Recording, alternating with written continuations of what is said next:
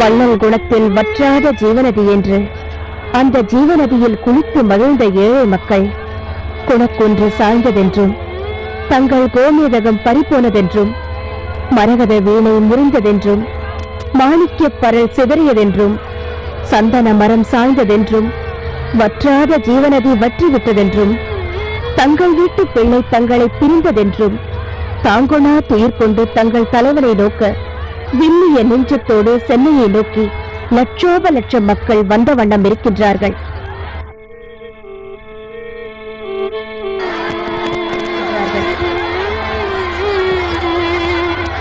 எம்ஜிஆர் என்ற அந்த மூன்றெழுத்து தாரக மந்திரம் தமிழ் என்னும் மூன்றெழுத்தை கற்ற அந்த தமிழர்களின் மூச்சும் பேச்சுமாய் இருந்து தமிழ் மண்ணை மறந்து அண்ணன் இருக்கும் விண்ணுலகம் ஏகிவிட்டார் என்று அவர் ரத்தத்தின் ரத்தங்கள் தமிழகம் மொத்தமாக வந்துவிட்டார்கள்.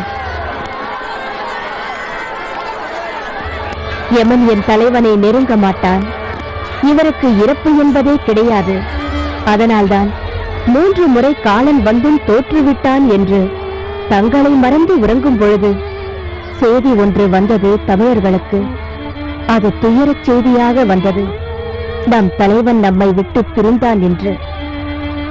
தொட்ட வேலையை விட்டுவிட்டு கட்டிய வேட்டியுடனும் ஒட்டிய வயிறுடனும் ஊன் மறந்து உறக்கம் மறந்து உறவு மறந்து தலைவன் தாழ் நோக்கி தமிழகத்தின் கால்கள் நடை போட்டன. யாரை கடைசி முறையாக பார்க்க வேண்டும் என்று கால் கடுக்க காத்திருக்கும் அவரின் ரத்தத்தின் ரத்தங்கள் அங்கே. தாய் கிளப்பிற்கு தனிமரியாதை தந்தவன் நீ அல்லவா?